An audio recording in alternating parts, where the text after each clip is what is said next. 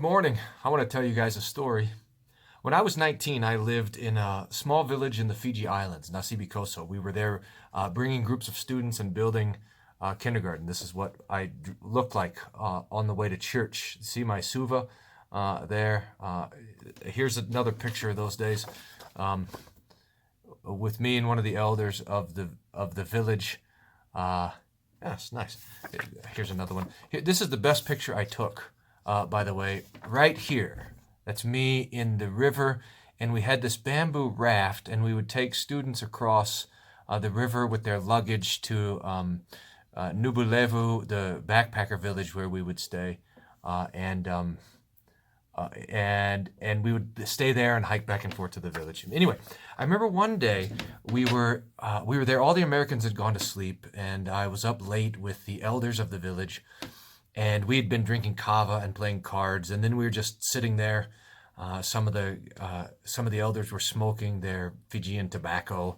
They roll up in newspaper, crazy, and enjoying the night. It was outside, and we had this kind of bamboo thatch covering, and we were just sitting there, looking at the stars. And suddenly, across the grass mat we were sitting on, two of the elders started getting after each other, and they were debating something. They were it was suddenly loud, and they were going back and forth, and it was such a contrast with the peacefulness generally of the place that I asked the guy next to me, one of the Fijians. I said, what are they fighting about?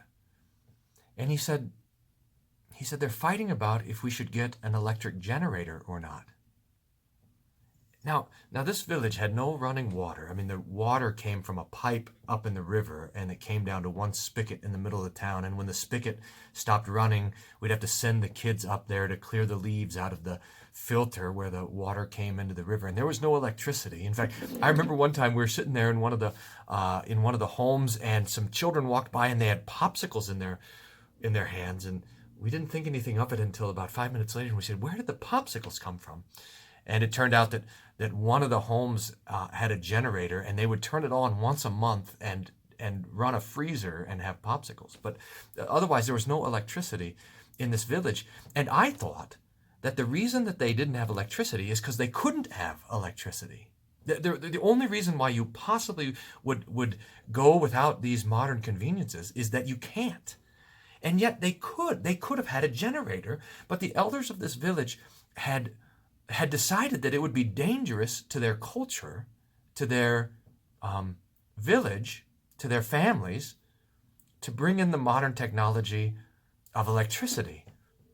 And I realized from that moment, I mean, it kind of blew my mind, but from that moment that we can't just assume that technology ought to be accepted no matter what, but that there's a way that we have a critical reflection on the various different technologies that come along. Now, the church is particularly bad at this. Either you reject the technology altogether, or you openly embrace it, unquestioning.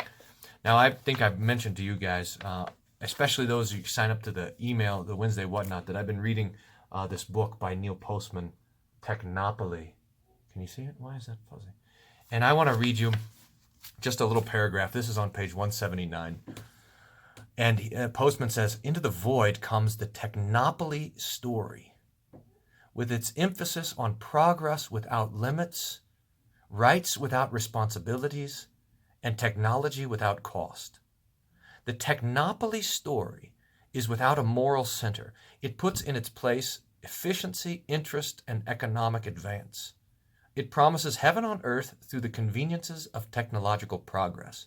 It casts aside all traditional narratives and symbols that suggest stability and orderliness, and tells instead of a life of skills, technical expertise, and the ecstasy of consumption. Its purpose, that is, the purpose of the technology story, is to produce functionaries for an ongoing technopoly. It answers Bloom by saying that the story of Western civilization is irrelevant. It answers the political left by saying there is indeed a common culture whose name is Technopoly and whose key symbol is now the computer, toward which there must be neither irreverence nor blasphemy. So this is the story that technology wants to tell us. Technology has so kind of